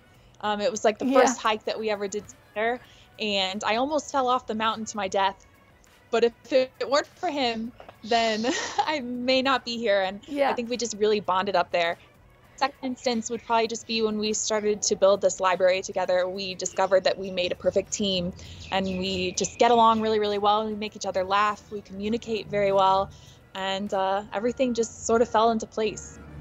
Wow, wonderful story. Okay, Anwar, आप मुझे ये बताइएगा कि आपने propose किया किस तरह, मतलब फिर शादी की बात आपस में की, और क्या ये भी पोलो खेलती हैं? आपने कुछ इन्हें भी पोलो खेलना सिखाया कि नहीं? नहीं, प्रपोज तो शायद ये इन्होंने पूछा कि आपकी शादी हुई है कि नहीं हुई, तो मैंने इनको बताया था कि नहीं मेरी शादी अभी नहीं हुई। तो मैंने इनको स्टोरी भी बताया था कि क्यों नहीं हुई, क्या नहीं हुई। तो इस तरह हो कि इन्होंने कहा कि मैं भी अनमेरिड हूँ। तो फिर मैंने कहा कि किस तरह, क्या, तो आपकी शादी के क्या इरादे? तो इन्होंने कहा कि बस यूँ हो के बस हो गया था, या इन्होंने किया या मैंने किया, पता नहीं, दोनों ने किया होगा। नहीं, मतलब तो इनको आपने अच्छा क्या लगा कि आप एक पोलो के प्लेयर हैं, आपका खेलना अच्छा लगा, आपकी पर्सनैलिटी अच्छी लगी? अच्छा, सो पर्सनैलिटी आपके भाई की आपके सामने है, कोई इतनी अट्रैक्टिव भी नहीं है, लेकिन हम सादा से लोग इधर भी सादा जिंदगी गुजारते हैं गाँव में। So you like him as a player, or what kind of personality he is having? So tell us about this guy. Actually, I didn't. Okay, when I first met him, I knew that he played polo, but I just thought it was sort of a fun hobby. You know, I didn't think that he was like Mr. Polo Man. But it wasn't until later that I discovered that not just that he's a great polo player, but that he's such a great inspiration for really this whole entire region. People adore him, but that's not why I fell in love with him. I fell in love with his character. I fell in love with his heart, the way he puts 110% into everything he does. He just has this fire to him that you can't put out. When he believes in something, there's no stopping him. So that's the kind of person that I want on my team for the rest of my life. Very nice. Okay, share your first impression when you arrived in Chitral, or what about this culture? Tell us about, your journey in Chitral.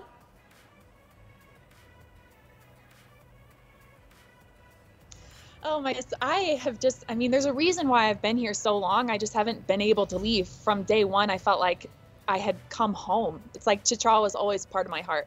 I remember the very first day that I arrived in Buni, I was just taking a walk, sort of getting a grip of my surroundings, when this little old man came up to me and was like, come to my house for tea. And that was the very first night that I had been here. I already felt like people were welcoming me into their family, and little did I know they would actually become my family. So Claire, I feel so blessed to be here. Oh, okay. How do you, see your future as a couple, blending cultures, American or Chitrali culture? So far, it's been smooth cruising for us. I'm really excited for what's to come. I think that, call us idealists, but together we think we can change the world. Yeah. And I think it all starts right here for us. So we're just sort of building a life together, literally, with, our own hands, with the help of our community. We're building something together, and hopefully there'll be many surprises in store, but I think we can do anything together. As long as I have him, I'm ready for whatever's to come. Okay, Claire, I just, want to know about your feelings, any memorable moment from your, wedding ceremony, from your wedding day, which you want to share with us? Yeah, that all comes back to the community. So as you know, we live in Upper Chitral. It's about a 12-hour drive from Islamabad, where we got married. So we had our nikah, and then that evening we made the journey back to Chitral. And, the initial part of the journey, it was pretty uneventful, just us in the car. But then I remember we get to Chitral, it's like 3 in the morning, and the car stops, and at the military checkpoint, the police checkpoint, there were people waiting for us at 3 in the morning to give us gifts, welcome us home. And from that point on, all the way back to our home here in Buni, people out in the street. तो जबरदस्त, ये तो अनवर फिर मोहब्बत है ना चित्राली लोगों की आपके लिए और आपकी बेगम के लिए। अच्छा, मुझे हैरत है कि आपने इन्हें उर्दू में कुछ नहीं सिखाया, यहाँ तो कोई उर्दू में कोई जुमला, कोई गाना, कोई बात कुछ सिखाया आपने इन्हें उर्दू में? अपनी जुबान तो सिखाते आप इन्हें। जी, सबसे पहले तो ये कि चित्राल में 14 जुबानें मुख्तलिफ बोली जाती है। उर्दू हमारे कौमी जुबान अपनी जगह है, तो उर्दू इनको आती भी है। ये टर्की में इन्होंने टाइम स्पेंड किया है, तो टर्किश और उर्दू बहुत ही सिमिलर है, तो चीजें इनको समझ आती है, बोल भी सकती है। कोई मैसेज हमें देना उर्दू में। Do you wanna give them any message in Urdu? कैसे हो, ठीक है? हम बिल्कुल ठीक है। Actually, तो मोहब्बत का आपने कहा था चित्रालियों का, तो ये है कि चित्राल के लोग ना सिर्फ फॉरेनर्स को, वो अपने मुल्क के अंदर के रहने वालों को, तकरीबन सब लोगों को जो इधर घूमने आते हैं, उनको बहुत ज़्यादा मोहब्बत देते हैं। ओके। अच्छा, मैं ये चाहूँगी थोड़ा सा अनवर, आप मुझे ये बताएगा कि अभी मैंने ये सुना है कि आपने ये फैसला किया कि आप अमेरिका नहीं जाएंगे। तो मैंने तो हमेशा से ये देखा है कि जब इस तरह किसी की शादी होती है तो लड़के ज़ाहिर है परदेश चले जाते हैं, तो आपने ये फैसला क्यों किया कि आप पाकिस्तान में ही रहेंगे? जी, असल में एक तो ये है कि मैं बड़ा ज़्यादा पेट्रियाटिक पाकिस्तानी हूँ और चित्राली हूँ, ठीक है। मुझे अपनी मट्टी से मोहब्बत है, भले जो भी हो। ये है कि मैं ये उनमें से नहीं हूँ कि जो शादी करके, लड़की से शादी इसलिए करते हैं कि वो यहाँ से जाके यूरोप या अमेरिका इधर भी बच सके। तो एक तो सोशल मीडिया पे जब हमने शादी की बात भी की, तो उधर नीचे कमेंट्स में लोग नेगेटिव जा रहे थे कि अच्छा ये ग्रीन पासपोर्ट के लिए शादी है, ये शादी कुछ दिन चलेगी या इस तरह। तो मैं ज़रा उन भाइयों को, अपने जो कमेंट्स देने वाले साथी थे, मैं उनको ज़रा ये चीज़ बताना चाहता हूँ कि भाई ऐसी कोई बात नहीं है। मैं इधर बहुत ज़्यादा खुश हूँ पाकिस्तान के अंदर, और इस मुल्क ने मुझे बहुत इज़्ज़त दी है, मुझे फ़ख्र है अपने पाकिस्तानी होने पर। तो मैं कहीं नहीं जरा गया भी, तो मैं लौट के इधर ही आऊँगा। और मेरे सारे जो मिशन से, हम अभी यहाँ पे आपके पीछे इमारत देख रहे, ये हम पब्लिक लाइब्रेरी बना रहे हैं। ये ज़मीन मैंने डोनेट की है, और ये मेरे साथ क्लेयर जो है ये इस पे पैसे लगा रही है, तो दोनों मिलके ये लाइब्रेरी बना रहे हैं। चले जी, तो ज़बरदस्त। इसके बाद हमारा अगला मिशन, हम एक डायग्नोस्टिक सेंटर बनाएंगे, क्योंकि यहाँ पे हॉस्पिटल्स की इंतहाई कमी है। तो एक हम यहाँ पे अस्पताल भी इंशाल्लाह बहुत जल्द इसके बाद हम बनाएंगे। ओके, चलिए अब मैं क्लेयर की तरफ जाऊंगी। Claire, how did your family and friends react to your relationship और married with Anwar? Actually, I think they were sort of expecting that I would choose somebody in Pakistan, you know, in a very different place from where I'm from, because that's sort of just the way I go. I try to do things a little bit differently, but, you know, ultimately they're so happy because they see how happy I am, and they see that he keeps me safe. He's always looking out for me, and not only that, but his family is taking really, really good care of me. So they're happy. They're Very just nice. glad that I'm glad. Any message which you want to give from this platform? From this platform? I would only like to say that, you know, I just want to, first of all, thank the people of Pakistan, and especially the people of Chitral, for welcoming me. And that's every single day. I'm feeling it more and more and more.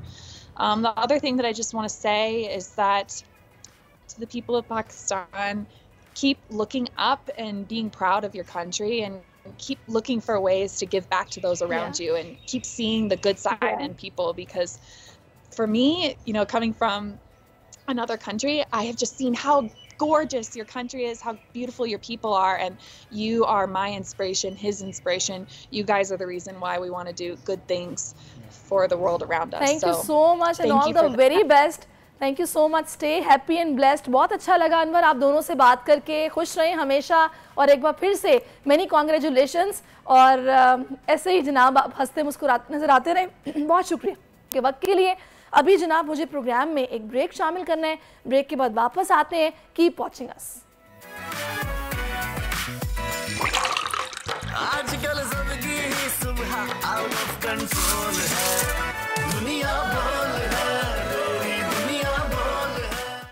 Ji welcome back. कहते हैं कि मुस्तकिल मिजाजी हो तो इंसान हर वो चीज़ हासिल कर सकता है जिसकी जुस्तजू की जाए. एक ऐसा ही नाम पाकिस्तानी कोपेमा नायला कियानी का है, जिन्हें आप पहले भी हमारे शो में देख चुके हैं. उनके हवाले से खबर ये है कि नायला ने 4 दिन पहले दुनिया की 5वीं बुलंद तरीन चोटी मकालू को भी सर कर लिया है, और अब वो पहली पाकिस्तानी खातून है जिन्हें दुनिया की 11 चोटियां सर करने का एजाज़ हासिल हो गया है. नायला कियानी इस वक्त हमें ज्वाइन कर चुकी हैं. अस्सलाम वालेकुम Naila, thank you so much for your time. सबसे पहले तो आपको ढेरों मुबारकबाद. आप पाकिस्तान की पहली खातून कोपेमा है जिन्होंने 8000 मीटर की 11 चोटियां सर करने का एजाज़ अपने नाम किया. मुकालू चोटी पर भी आप पहुंच गई हैं. कैसा एक्सपीरियंस रहा, शेयर कीजिएगा. मकालू एक्चुअली बहुत ज़्यादा मुश्किल था मेरे लिए, क्योंकि मौसम वेदर चेंजेस की वजह से स्नो इनफ नहीं थी. रॉक और आइस पे चल के जाना था, और वो क्रैम्पॉन जो हमारे इक्विपमेंट होता है वो रॉक और आइस पे बहुत मुश्किल क्लाइंबिंग होती है, और इतनी ज़्यादा सर्दी थी कि बहुत ज़्यादा मुश्किल था मेरे लिए मकालू माउंटेन. लेकिन अल्लाह ताला का शुक्र है, I managed to reach the top. अच्छा नायला, बर्फानी पहाड़ और तेज़ हवाओं के दरमियान कोपेमा पहले खुद से ही लड़ता है, फिर बाहर के टेम्परेचर से खुद को बचाते हुए आगे बढ़ता है. तो मकालू चोटी को सर करने में कितने दिन लगे? जब मकालू पर पाकिस्तान का झंडा लहराया तो आपके जज्बात क्या थे? ओवरऑल मैं नेपाल में 3 वीक से हूँ, और लेकिन जो चोटी समिट करने में 4 दिन हमें लगे थे. और जब मैं, जैसे मैंने पहले बोला, बहुत ज़्यादा मुश्किल था ये पहाड़. मेरा सेकंड मोस्ट डिफ़िकल्ट पहाड़ था. तो जब मैं टॉप पे पहुंची तो टू बी ऑनेस्ट मैं ज़्यादा इमोशनल नहीं होती पहाड़ के टॉप पे जाके बस पिक्चर्स लेके नीचे भागती, बट आई क्राइड. इसलिए रो रही थी बिकॉज आई डिडंट थिंक कि आई वुड मेक इट, और अल्लाह ताला का बस बहुत ज़्यादा शुक्र अदा किया, पाकिस्तान का झंडा लहराया. और अच्छा, बहुत एक सवाल मैं आपसे ये पूछना चाहूँ, कोपेमा की ज़िंदगी में इतनी चोटियाँ सर की हैं और मुख्तलिफ तजर्बे हासिल हुए हैं, ये बताएगा कि अब तक की लाइफ में सबसे ख़तरनाक चोटी कौन सी लगी जिसको पार करने में आप खुद भी परेशान हो गई? गशब्रम 1 पाकिस्तान में, वो सबसे ज़्यादा ख़तरनाक लगी इस वजह से बिकॉज मौसम बहुत ज़्यादा ख़राब था, उस पर रस्सी नहीं थी, and then it was just 3 of us team members, और कोई पहाड़ पे नहीं था. तो वो मेरे लिए सबसे ज़्यादा मुश्किल पहाड़ था. बतौर माँ और बतौर एक बीवी, साथ में प्रोफेशनल लाइफ भी है, तो सबको वक्त पर मैनेज करना किसी इम्तिहान से कम नहीं है. जब किसी चोटी के मिशन पर आप जाती हैं तो फैमिली को कैसे मैनेज करती हैं? वो बहुत ज़्यादा मुश्किल है, और मैं ये पहले भी बोल चुकी हूँ, लोग मुझे सुपर वुमन बोलते हैं, लेकिन मैं उनको मना करती हूँ कि ऐसा कुछ नहीं है. वो मुझे सपोर्ट मेरी घर से बहुत ज़्यादा है, और अगर हमें ख़वातीन को वो घर से सपोर्ट मिलती है ना तो वो फिर हम मेरी तरह हम कोई भी पहाड़ समिट कर सकते हैं. तो ऑफ कोर्स अपनी खुद ये विलिंगनेस थी कि करना है, लेकिन घर बोर्ड की वजह से I am able to do everything that I do. अच्छा नायला, मकालू चोटी के मिशन पर कोई ऐसा यादगार वाक़या रूनुमा हुआ जो आप हमारे नाज़रीन के साथ शेयर कर सकें?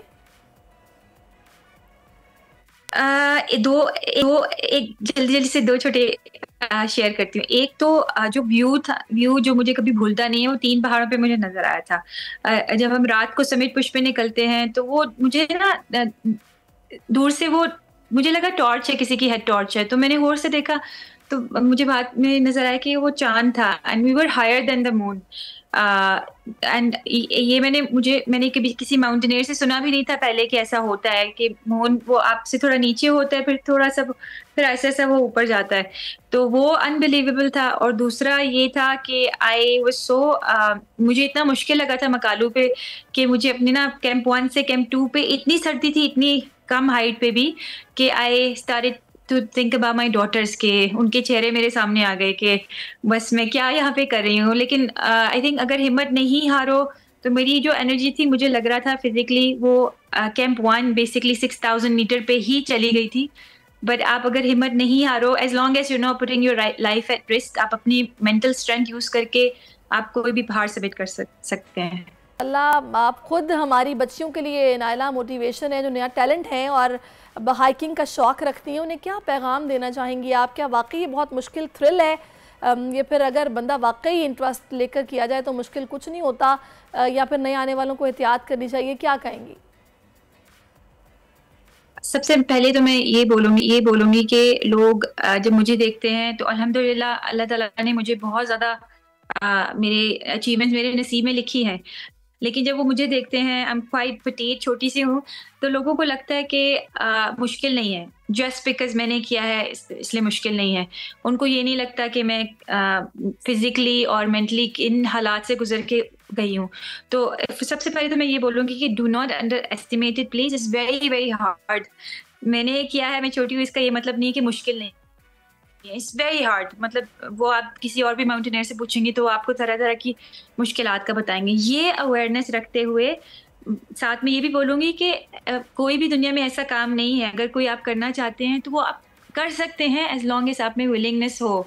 तो डू सम रिसर्च। अगर आपको माउंटेनियरिंग का शौक है तो आप हाइकिंग करें, ट्रैकिंग करें, आप क्लब्स हैं डिफरेंट जगहों पे, शहरों में, आप वो ज्वाइन करें, डिफरेंट आप ये एडवेंचरस एक्टिविटीज़ करें, देन आप फिगर आउट कि इज दिस समथिंग कि आप करना चाहते हैं, देन आप माउंटेनियरिंग की तरफ आ सकते हैं। अच्छा नायला, आखिर में आपसे जानना चाहूँगी कि ओपेमा चोटियों को सर करने के लिए क्या स्पॉन्सर्स का होना ज़रूरी होता है, या फिर हुकूमत की तरफ से भी कुछ सपोर्ट होती है?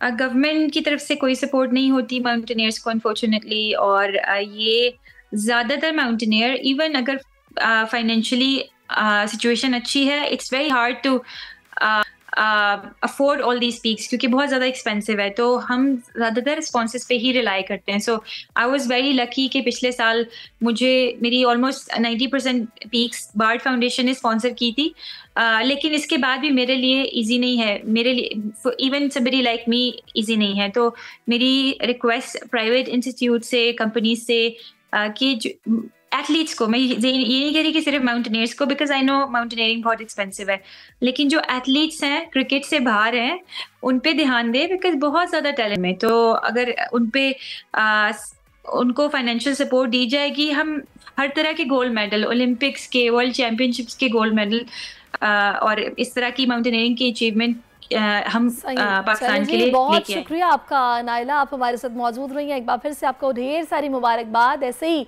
आप मुल्क का नाम रोशन करती रहे। बहुत शुक्रिया कि आपने हमें ज्वाइन किया।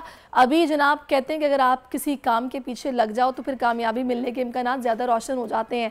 तो हम अब आपको मिलवाने वाले एक ऐसे नौजवान से जिनका ताल्लुक थरपारकर से है, मगर उन्होंने अपनी हिम्मत और हौसले से नाकामी को कामयाबी में बदल दिया। जी हाँ, मैं बात कर रही हूँ तीरथ मेघवार की, जो कि CSS का इम्तिहान पास कर चुके हैं। उनसे बात करते हैं, और अपने गांव के वो वाहिद CSS ऑफिसर हैं पाकिस्तान एडमिनिस्ट्रेटिव सर्विस से, तीरथ मेघवार। बहुत शुक्रिया आपके वक्त के लिए। तीरथ बताएगा, आपने 2020 में CSS का पहली बार इम्तिहान दिया, मगर नाकामी हुई, मगर दोबारा कोशिश की, फिर भी कामयाबी नहीं मिली, फिर 2023 में दोबारा टेस्ट दिया और कामयाबी मिल गई। इस नाकामी को कामयाबी में कैसे बदला आपने, ज़रा बताइए। अस्सलाम वालेकुम एंड थैंक यू।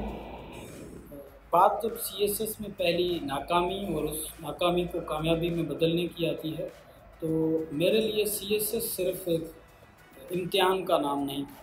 CSS मेरे लिए एक मिशन था, एक ड्रीम था, जो 2012-13 में इंटरमीडिएट और फर्स्ट ईयर के दौरान ही मैंने देखा था। कॉलेज में वहाँ पढ़ते हुए हमारे वहाँ एक लेक्चरार बन के आए थे धर्मू भावानी साहब, जिन्होंने लेक्चरार होते हुए CSS कर लिया था। तो उनकी शक्ल में मेरे पास एक इंस्पिरेशन थी, एक मोटिवेशन थी कि मुझे CSS ही करनी है और सिविल सर्विस में ही जाना है। तो मैंने तभी ये ख्वाब देख लिया था और डिसाइड कर लिया था। तो बाकी जो करियर अपॉर्चुनिटीज़ हैं वो मैंने परस्यू नहीं की। इसी तरह से जो मेरी अपनी महरूमियाँ, ख़त्ते की महरूमियाँ और कम्युनिटी के मसाइल, उनको हल करना या उनके लिए कुछ कंट्रीब्यूट करना, ये भी एक था इसकी बड़ी वजह के लगे रहे। अच्छा, तीरथ की बात की जाए तो वहाँ का कल्चर काफ़ी कलरफुल है, जबकि लोग भी गुर्बत के हाथों मजबूर हैं। तो CSS की कामयाबी का सहरा आप किसके सर से जाएंगे? यकीनन थर पारकर पाकिस्तान का एक इंतहाई खूबसूरत खित्ता है। थर पारकर के लोग, वहाँ का कल्चर, वहाँ का फोक आर्ट, म्यूज़िक, एवरीथिंग। ख़ास तौर पर थर की जो इंटरफेथ हारमनी है, उसकी मिसालें ली जाती हैं पाकिस्तान में, दुनिया में। तो इस हवाले से थर पारकर की कुछ अलग ही बात है। उसके साथ साथ थर एक इंतहाई पसमानदा इलाका भी है। तो ऐसे में CSS करना और उसका कोई प्रेस्टीजियस ग्रुप, उसमें लोकेशन अचीव करना, ये एक खुशी की बात है, प्राउड मोमेंट है मेरे लिए, मेरी। अच्छा, बिल्कुल ये खुशी की बात है। आप क्रिमिनोलॉजी में भी डिग्री मुकम्मल कर चुके हैं और अब MPhil कर रहे हैं। तो आपके शहर में कौन कौन से क्राइम हो रहे हैं, उनको कंट्रोल करने के लिए आप क्या सोचते हैं? क्रिमिनोलॉजी मेरी आइडेंटिटी है। 2017 में मैंने क्रिमिनोलॉजी से ग्रेजुएशन की। उसके बाद मैंने CSS की तैयारी के साथ साथ MPhil में भी एडमिशन ले ली और MPhil भी मेरी उसका जो कोर्स वर्क और बाकी चीज़ें पूरी हो चुकी हैं। तो MPhil भी इंशाल्लाह कंप्लीट करूँगा। उसके साथ साथ मैंने क्रिमिनोलॉजी में जो पढ़ाना भी शुरू किया टीचिंग असिस्टेंट के तौर पर। तो क्रिमिनोलॉजी मेरी बैक रही है, मेरी पहचान रही है। तो CSS के साथ साथ क्रिमिनोलॉजी अगर ना होती तो मुझे ये सपोर्ट नहीं मिलती जो ने अपना सारा फोकस। लेकिन तीरथ, बहुत अच्छा लगा आपसे बात करके और आपने माशाल्लाह ज़बरदस्त तरीके से अपना ये इम्तिहान पास किया है और अपने गांव में ज़ाहिर आप सर्व भी आप करेंगे लोगों को उसी तरह। बहुत शुक्रिया। नाज़रीन, प्रोग्राम का वक्त अब ख़त्म हो गया। इंशाल्लाह कल आपसे मुलाकात होगी। कल तक के लिए अपना बहुत ख्याल रखिए, मुझे दुआ में याद रखिए। अल्लाह हाफ़िज़। आजकल ज़िंदगी ही सुबह आउट ऑफ कंट्रोल है, दुनिया बोल है, दुनिया बोल है। सब्सक्राइब करें और बेल दबाएं ताकि कोई खबर रह न जाए।